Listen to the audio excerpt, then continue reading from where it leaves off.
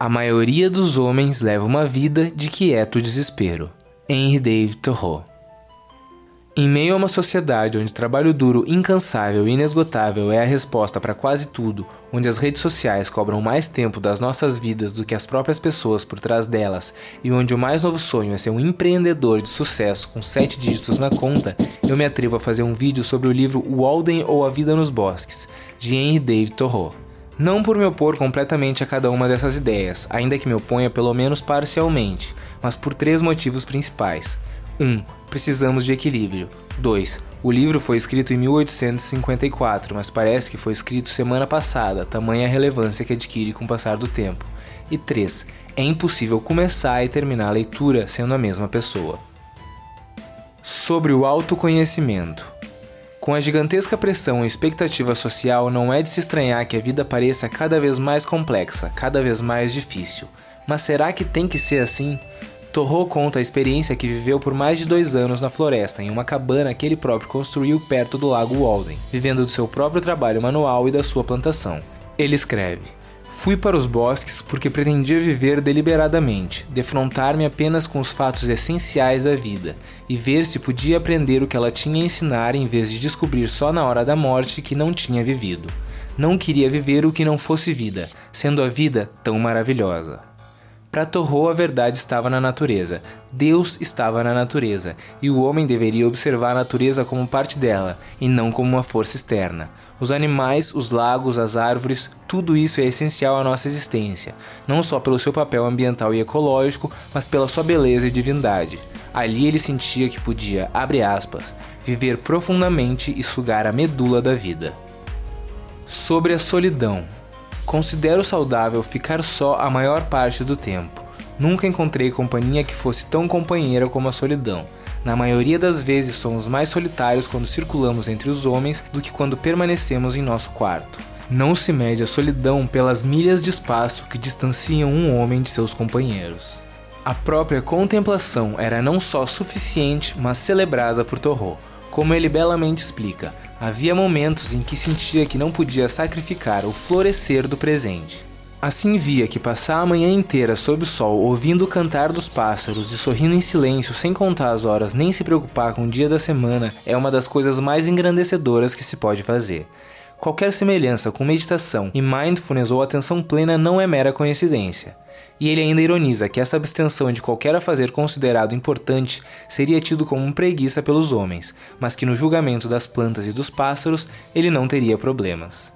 Não pode haver melancolia para quem vive em plena natureza e mantém os sentidos em alerta. Nunca houve tempestade que não fosse música eólica aos ouvidos saudáveis e inocentes. Enquanto desfruto da amizade das estações, acredito que nada é capaz de transformar a vida em um fardo para mim. Sobre as outras pessoas.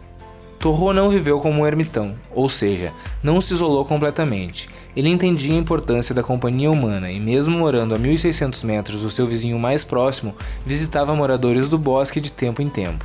E recebia visitas não só deles, mas também de viajantes, lenhadores, caçadores, escravos fugitivos e filósofos, além de frequentar a cidade quando necessário. O que ele achava errado era usar a companhia dos outros para preencher os vazios da vida, para fugir da solidão. Isso parece bastante com alguma coisa dos dias de hoje, né? Então, olha o que ele diz. Nossas invenções são brinquedos bonitinhos que distraem a nossa atenção de coisas sérias. Elas não são mais que meios evoluídos para um fim não evoluído, um fim que já era fácil alcançar, como se o objetivo principal fosse falar rápido e não falar de modo sensato. Sobre o minimalismo. Para Thoreau, o homem não é rico de acordo com quanto ele consegue acumular. O homem é rico em proporção às coisas que ele pode deixar de lado.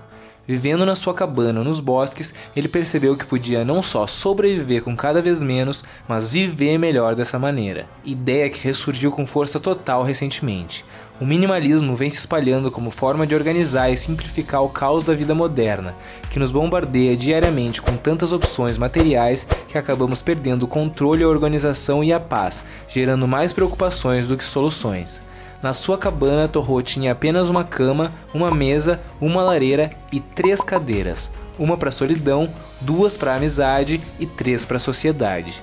O seu jeito de se vestir não era diferente. defendendo que as roupas tinham função de manter o calor, cobrir a nudez e serem confortáveis. Jamais homem algum decaiu em meu conceito por usar uma roupa remendada. No entanto, tenho certeza que os homens geralmente se preocupam mais em ter roupas elegantes ou pelo menos asseadas e sem remendos do que em ter uma consciência limpa. Ele ainda questiona ironicamente: até que ponto os homens conservariam sua posição social se tirassem as suas roupas? E até na forma de se alimentar, Thoreau incluía o minimalismo, propondo e praticando períodos de jejum, pulando os cafés da manhã e até fazendo somente uma refeição ao dia, prática que tem cada vez mais seus benefícios comprovados pela ciência. Ele diz: simplicidade, simplicidade, simplicidade. Digo, ocupai-vos de 2 ou 3 afazeres, e não de 100 ou 1000. Contai meia dúzia em vez de 1 milhão. Simplificar, simplificar. Em vez de 3 refeições por dia, se preciso for, comer apenas uma. Em vez de 100 pratos, 5. E reduzir proporcionalmente as outras coisas. Sobre a desobediência civil. Thoreau discordava fortemente do governo norte-americano, na época um país escravagista e em guerra com o México. Dessa forma, ele não pagou seus impostos por se recusar a financiar tanto a escravidão quanto a guerra. Isso fez com que em uma de suas idas à cidade para levar os seus sapatos ao sapateiro, ele acabasse sendo preso. Nada abalado, Thoreau disse: sob um governo que prende qualquer homem injustamente, o lugar certo para um homem justo é na cadeia. E assim que foi solto no outro dia, seguiu ao sapateiro como era planejado. Baseado nesse acontecimento, ele escreveu seu segundo livro mais célebre, A Desobediência Civil, um pequeno mas extremamente impactante ensaio sobre como combater um governo injusto de forma não violenta, vindo mais tarde a influenciar Martin Luther King, Tolstói e Gandhi.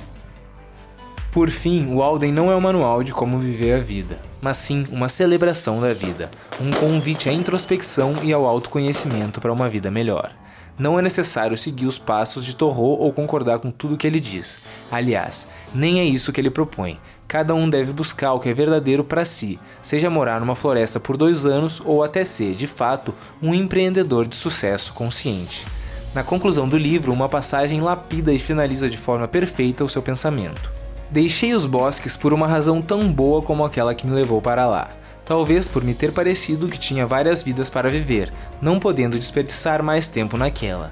É impressionante a facilidade com que insensivelmente caímos numa determinada rotina e estabelecemos para nós um trilho batido.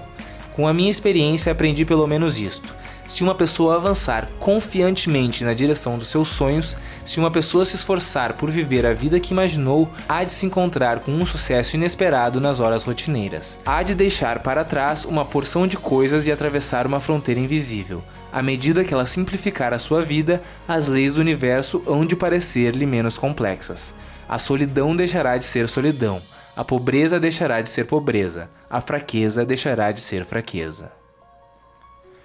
Eu não consigo expressar em palavras a importância que o Walden tem para mim e a que acredito que tenha para o mundo em que vivemos. Espero sinceramente que eu tenha conseguido expressar com esse vídeo.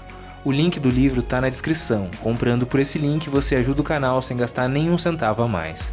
E para quem gosta do meu trabalho, peço que dê uma olhada no meu Apoia-se, que também está na descrição. Qualquer contribuição é bem-vinda. Se você gostou do vídeo, deixa o like, compartilha, se inscreve no canal e ativa o sininho para receber notificação a cada vídeo novo. Ainda vem muito pela frente.